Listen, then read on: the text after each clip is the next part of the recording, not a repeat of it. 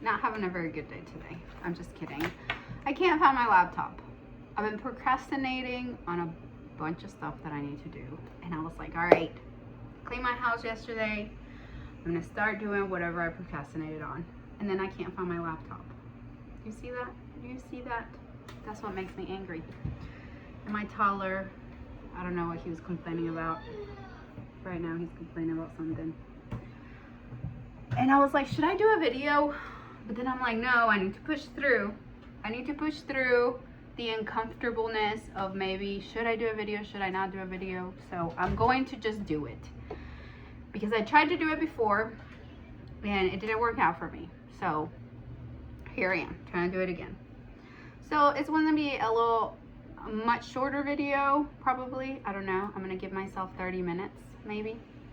That way I get it out of the way and I do it, and I am, you know, because once I start doing it, then I get excited and then I have light. Okay, then I'm like, okay, this is awesome. Let me keep going. But I do have to read this first to you. So it says, hi everyone, thank you so much for being here. This video is my personal story, just me sharing my own experiences, my thoughts, and things I've been learning and going through.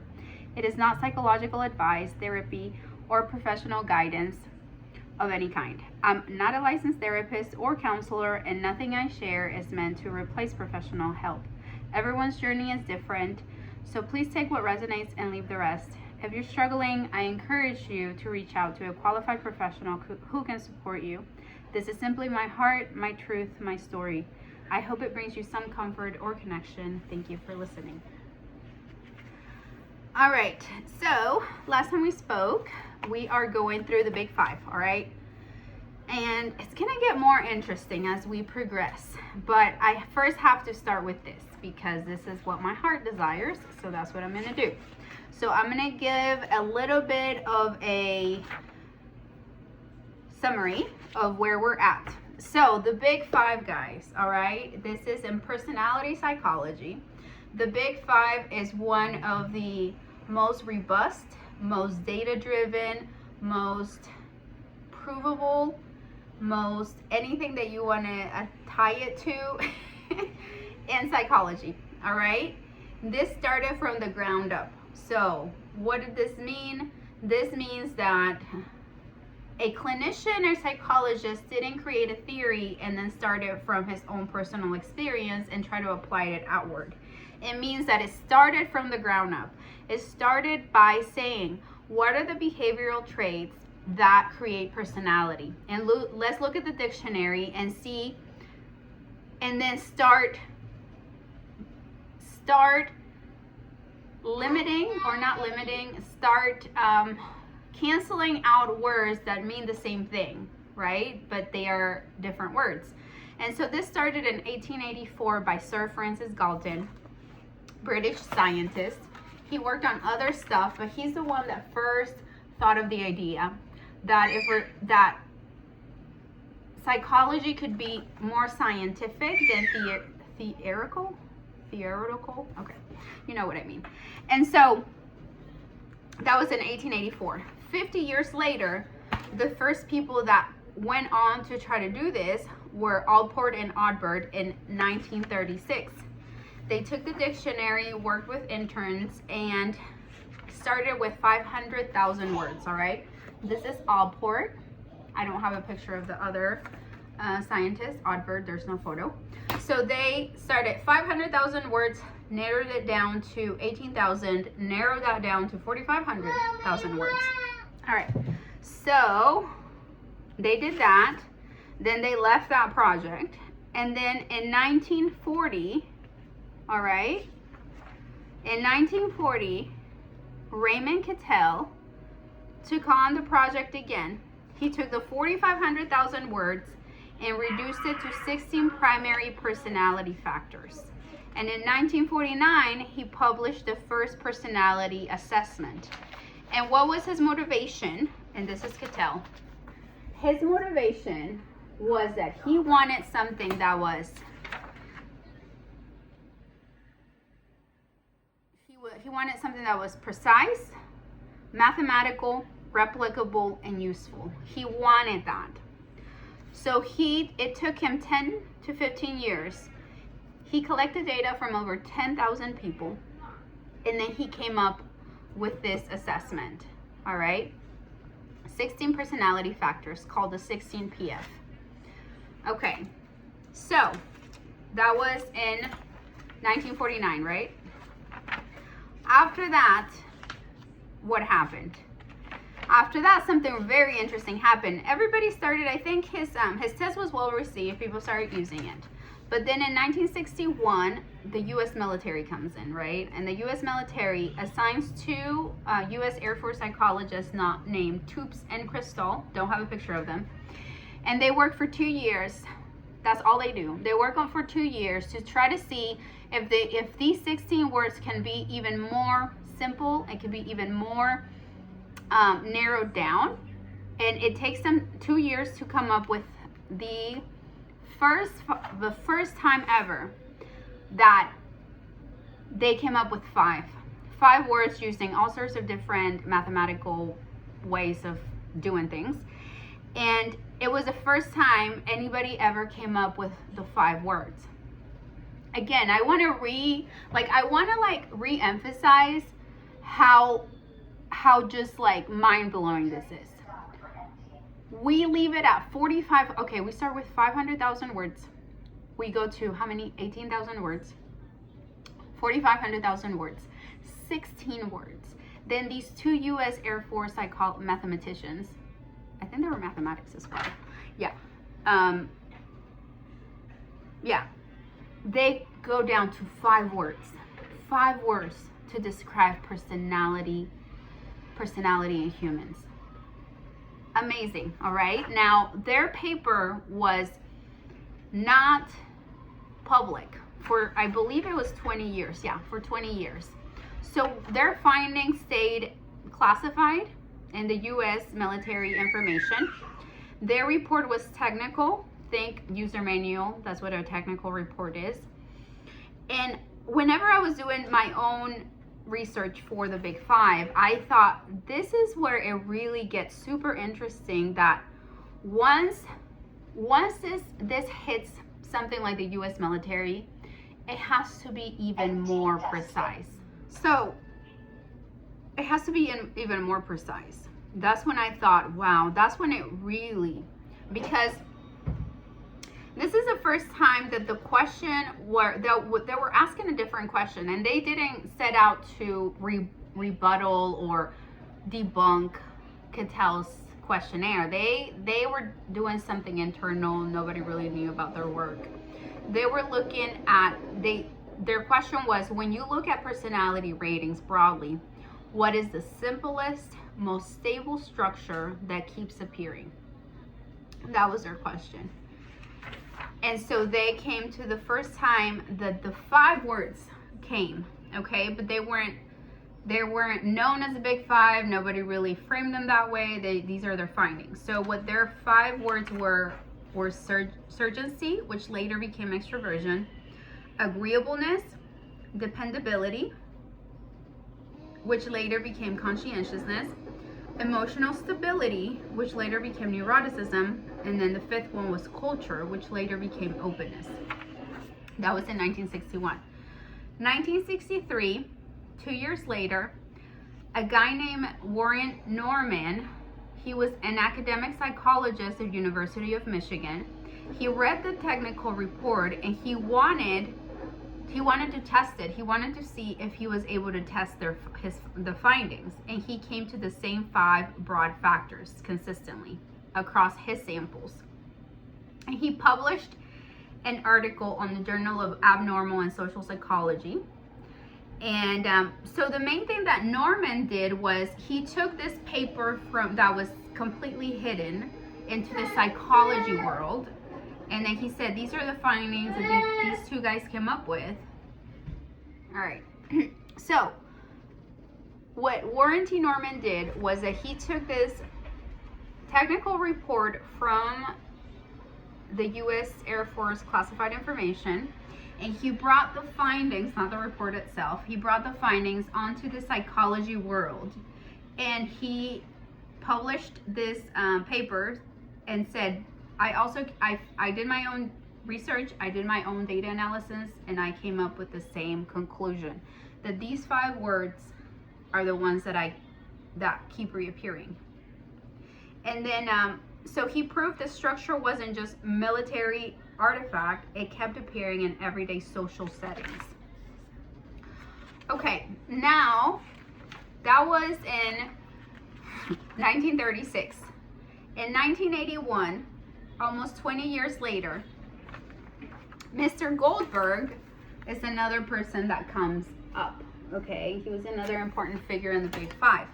So what he did is that he basically is the first one that he coined the term the Big Five. He wasn't the first one to find the 5 words. He just coined the term, calling it the Big Five. Okay, so his motivation was that he wanted to, he argued, so he was influenced, motivation was his frustration with fragmentation in the field. He felt that there were too many competing models, no agreement on the basic building blocks of personality, and much was too theoretical or too narrow and practical. I don't know why I can't pronounce that. Theoretical. I don't know why I can't pronounce that word today. Okay. So what he argued with his paper and after his findings were that these 5 factors were not just statistical artifacts, they were universal or close to it, suggesting they tapped into something fundamental about human personality. So it's not just in the US. If you look at this all across the world, and I think the main thing is that third world countries where there's not a high level of education, or very what is the word, primal cultures, you probably are not going to find this. But in any typical first world educated countries, you are going to find these 5 personality traits amongst people. So his main contributions were that he revived and popularized the 5-factor structure. He brought it back into the psychology world because it had been forgotten. He revived it.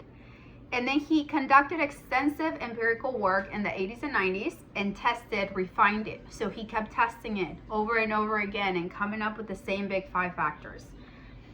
And he gathered new data than what the US Air Force had come up with. He gathered new data. And this is the main thing, right? This is the main thing, that you gather data. So again, the important thing about the Big Five is that, and this is what I keep, it's almost, because it almost sounds magical. Like if you really understand it, and it calls to you and you understand it, like I've been trying to understand it, it almost seems like, what, like that? Like to understand that if you really, okay, so you take these five factors, right? We have agreeableness, we have extroversion, we have conscientiousness, neuroticism, and openness. So you have 5. But then underneath, you have sub-factors, okay? So it's not just you have these 5 words and then that's it. It's like you have behavioral traits that belong to each one, right? And so if you know the behavioral traits that belong to each one, then you're able to understand how much of that somebody has. And you're able to describe the person with just looking at their numbers. And you're able to understand, let's say, why is this person, so I'll give you, let me see an example. Which, like today I was listening to a psychology podcast, and there's a girl that wrote a book about changing her personality, that she was looking to change her personality. And one of the things that she said is that she wanted to be more extroverted, okay? And why is the reason? Because usually extroversion adds more happiness to your life. You have more fulfilled life. And I hadn't even realized this. This is the beautiful part of it. It's like you think you know it, you know something, and then you learn even more about it. So she said enthusiasm, high enthusiasm, is activity. And I used to think, I don't like to be busy all the time, because I'm very high on enthusiasm, very high. But then I think about it and I'm like, I don't like to go outside of my house very much, but inside of my house, I always like to be busy. I always like to do stuff. I always like to organize or read or do this or do that. I don't just like chill out. Sometimes I do. I mean, but I tend to be busy all the time. And she was saying how what helped her increase her extroversion is that she went to this improv class, saying, what is it, yes and, I think it was called, the improv class. And she said that she didn't want to go, that like a lot of the times she wanted to cancel, that it was something she definitely didn't want to do. But once she did it and she had that social contact, and once she went out of her way to actually be there, then she was happier. She was more content. And I was like, wow, I hadn't thought about activity. I thought activity meant more like being busy with like work. Like, because I think of my mom and I think activity like her, like going to different stores. She has her own business with like different stores, always doing something like productive. And I guess I also do that, but I do it more with like what I feel is important to me, like my home, or my kids, or my personal development, personal growth. So it's like, that is true. I am very active, but not in the way that I think, like, because I always think of like sports, like, because we have these ways of thinking, right? That it's like, oh, maybe it's this particular way of being active. But I'm like, no, I am actually very active all the time. It's just that I'm not active in the things that I think others are active. You see what I'm saying? So this is the just the beautiful part of it, is that once you understand the big five, then you are able to like study more the behavioral traits of each one. Okay, look, oh my gosh, this one's really interesting. All right, so industriousness is part of conscientiousness. Okay, and then I'll talk more and more about this as we move forward, but this is something that's also really interesting. All right, so there's two. So conscientiousness, you can divide it into two facets, sub-facets. One of them is called industriousness, and one of them is called orderliness. All right, these are two separate ones, and this one was so interesting to me. Okay, so my orderliness is very high. All right, should I call it high? I have to look at the numbers. It's high to very high. All right, my industriousness is typical, and typical in these scores is 50. That's your typical score, average 50. So this is something that I always struggled with. Okay, once I had kids, it was really hard for me to get certain things done in my home. Very difficult. And back when I had my YouTube channel back in 8 years ago, I try to have my channel about cleaning and organizing, because I've always loved to organize stuff. Always, okay? But whenever I would look around my home, there was always something, like if I started cleaning like a wall, or I started organizing a drawer, or I started doing something, then I would see something else that I needed to clean. Then I would see something. So it was like, I would like focus on one thing, but then I would start seeing everything else I needed to do. All right. And then it would just make me like, one, it would completely drain my battery, because I never was able to get to the place that my house was as orderly as I wanted it to be, because then I would just be depleted. Okay. So one, that's why I stopped doing the channel, because I was spending way too much time on it. And then also I was like becoming worse.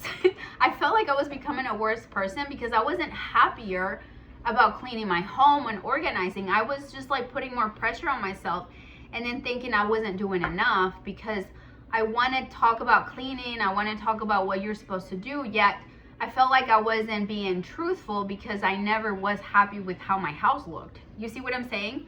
So this is really interesting. So one of the things that I found was that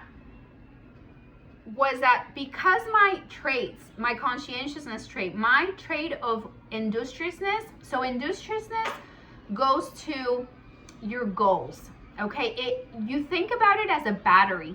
How much battery do you have to actually pursue a goal outside of yourself, and then inside yourself, like the type of goals that you want, like maybe lose weight, right? Or maintain a very clean home. How easy or how difficult is that for you to do? So whenever you have very low industriousness, it's difficult to get yourself to do things because you have to have outside accountability for that, because that internal battery just isn't there. It's not there. So in order for you to get it, you have to hack your way around it. It's like there is hope because there's ways to hack the system in a way, right?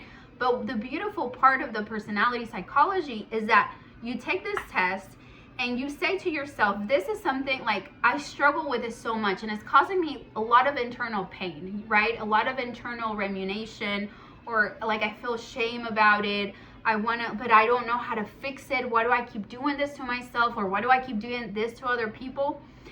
And so when you look at your scores and you dig deep into it, you're able to say, oh, this is what I need to do in order for me to do that. So one of the things that I found was that, one, I have a very typical industriousness, but my orderliness is so high that no matter what I do right here, it's never going to reach my orderliness, right?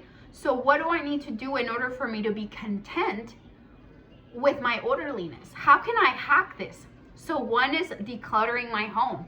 And that's one of the projects that I kind of want to work with you guys through this, eventually in the future, to where maybe I bring you to a space that is just completely cluttered, and I show you, okay, this is what I'm going to do to it. I don't know, something that motivates me, okay? Because outside accountability also helps me.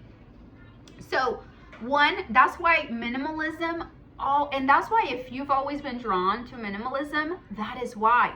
It's because you always have rumination that no matter how much you try, no matter how much you do, your house is just never organized enough for how you like it. You're always kind of in the back of your head worried about a drawer that you haven't fixed, a closet that's cluttered. It's like you're always like thinking, oh man, I know I need to get to that, but I don't want to, I don't have the time, or whatever else. That I found out. So that's one of the things that I've hacked. Okay, I'm going to tell you this other one that I hacked that happened to me this year. I would always, and that's the thing too, the so interesting thing about this too is that you have people that create a lifestyle around organizing and keeping a home clean, okay? Like Marie Kondo, like Organized 365, okay? Those are the big top ones that come to me. But the reason minimalism attracts a lot of us is because our industriousness doesn't match our orderliness. That's why there is something that gravitates us towards like, oh yes, if I only was capable of getting rid of a bunch of stuff, I know I would be happy with the way my house is organized, right? Like, and that's why we're drawn to it a lot. That's why whenever we come up about, I know for me, when I come to stories about, a guy like Hello Goodbye, or what was the Hello Goodbye? Or, Hello Minimalism, that book that I did a review on that book. It was one of that resonated with, most people on my channel. And whenever I read that book, I love that book. I was like, I just feel this guy, because that's how I've lived my life, like too many things. But I will say it's not easy to get rid of things. It's not easy. I mean, that's another story, right? But that is the reason we're so attracted to these types of systems. Now, all right, so let me tell you, one of the things that I hacked in my home was getting a robot cleaner for my floor, okay? And let me tell you one of the things that I've realized too. With people that have had a very successful a successful, like, I'll think of Organized 365, Laura, I can't remember her name. She's great, okay? She's wonderful.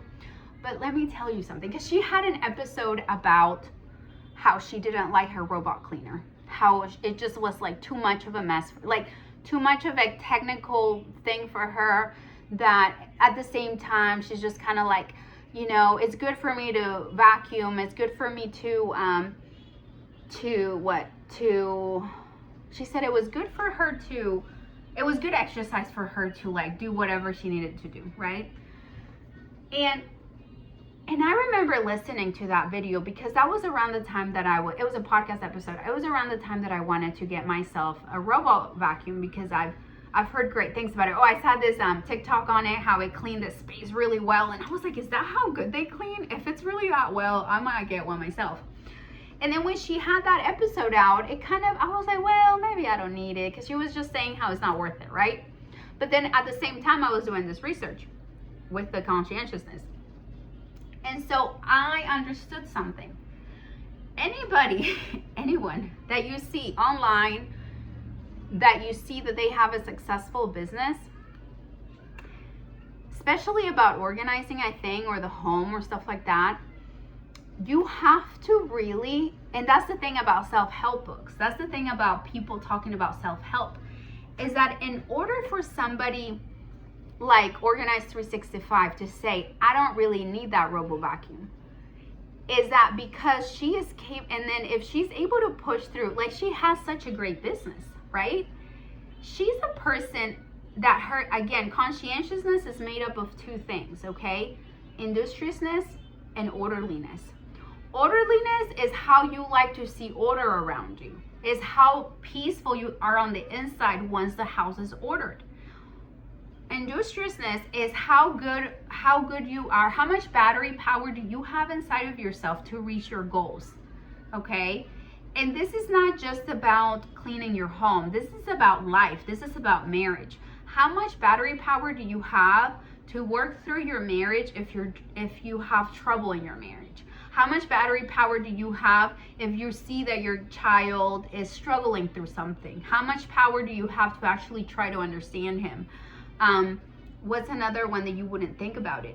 If you're starting a new relationship and it's hard for you to like, you have this excitement to get into a relationship with somebody, but then later on you kind of just, the energy just dwindles down, and you kind of think to yourself, why is it that later on, and even people around you, not necessarily yourself, but a person later on just kind of gets bored, you know? They're just like, I don't know. It's because industriousness is low. It's because it's so low that industriousness helps in anything that you have to sustain in the future, anything. So in relationships, in your material order of things, in your home, in your car, in any of that. Oh, I thought about it as a car metaphor. How well are you able to keep everything under the hood in your car? That is industriousness. And orderliness is how well do you maintain it clean inside of the vehicle? How well is it clean? Okay? Like, is that like how do you handle these two things? So, back to the robo vacuum, I realized that, oh, Organize 365, she just got a doctorate while having a business. Do you realize how difficult that is? I mean, I can't even, I got a bachelor's and I was so happy I was done with college. I was like, I'm done with college. I'm like, thank the Lord, I don't have to write a new paper anymore. And it's like, she has this business and she like wants more fulfillment. And so she has such a strong battery power. So you see, she has a podcast about how she doesn't really need a robo vacuum. And I think to myself, it's because you have such a strong battery power.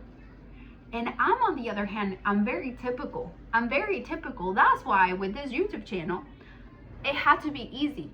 I had to be able to just put up my phone, talk to you guys, put on it on my tripod because I hate when it like moves and it's not stable. But it's like, I just have to do it. I have to just do it and like not worry about editing, not worry about very minimal editing, like very, very minimal, if not any at all.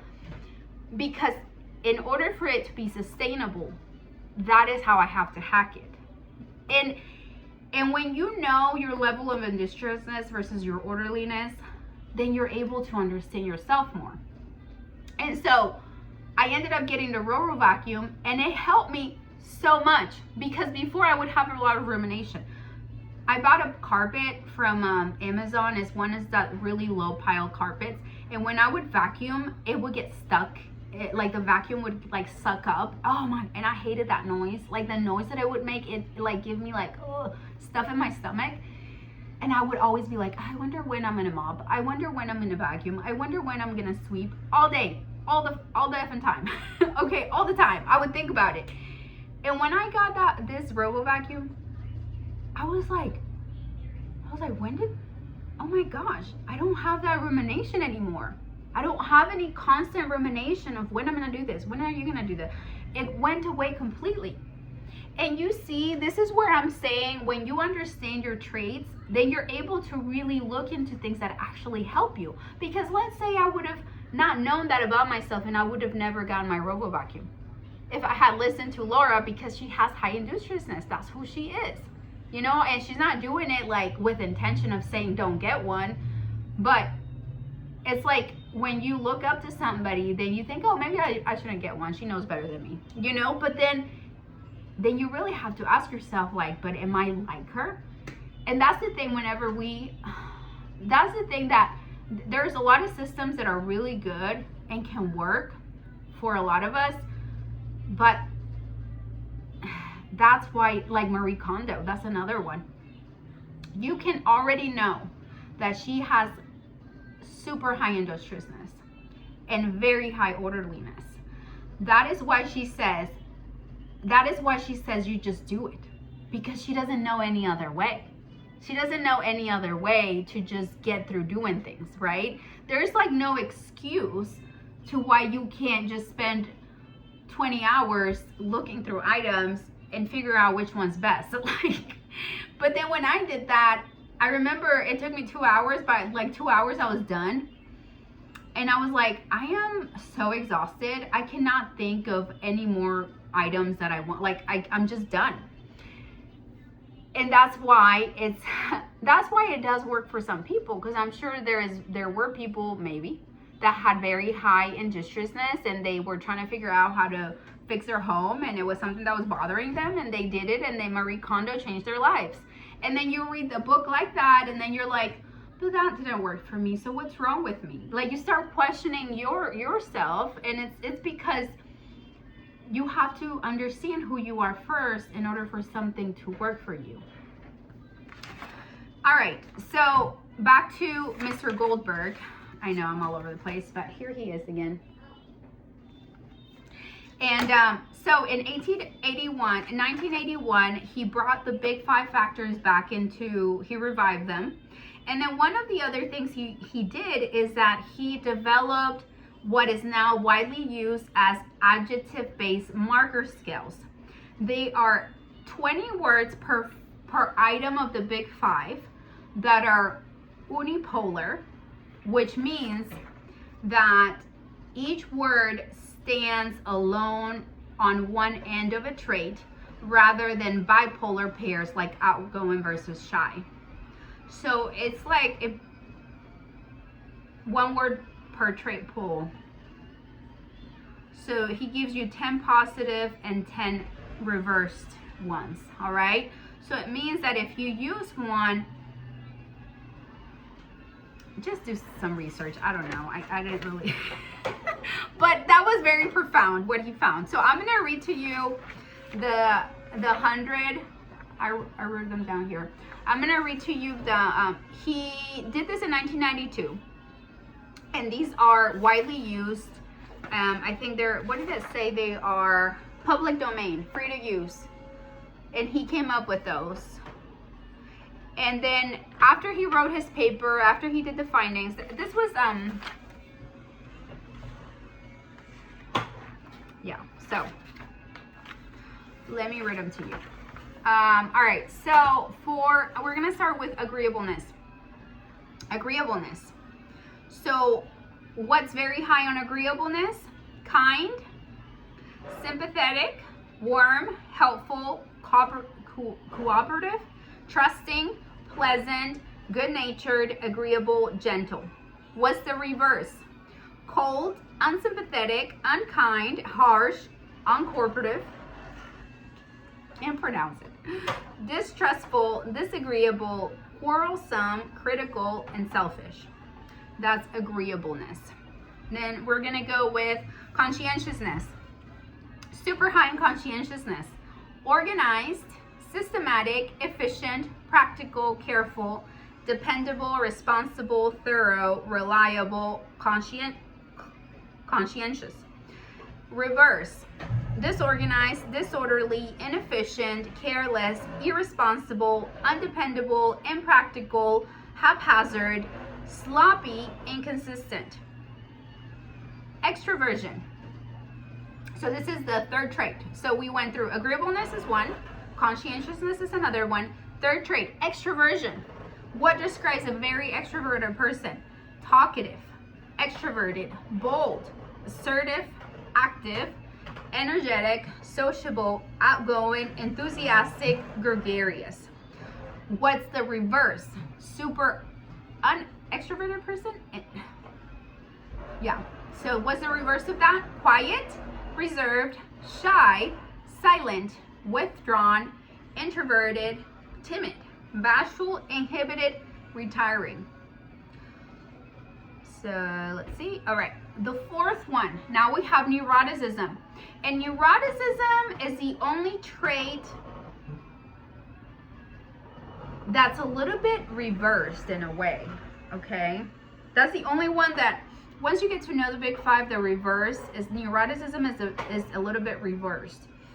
So what makes somebody, because with neuroticism, yeah, what makes somebody low in neuroticism is calm, relaxed, stable, even-tempered, peaceful, unemotional, easygoing, not easily upset, unenvious, contented. Okay, what makes somebody very high on neuroticism is anxious, tense, nervous, moody, temperamental, emotional, worrying, touchy, irritable, easily upset. I think the touchy one is pretty interesting, don't you think? I think that one's interesting. And then the fifth one, the very last one, is openness. What makes somebody very open? Creative, imaginative, intellectual, artistic, curious, insightful, original, inventive, perceptive, sophisticated. The reverse, uncreative, unimaginative, unintellectual, unartistic, uncurious, shallow, conventional, simple, narrow-minded, unreflective. One of the things to think about openness is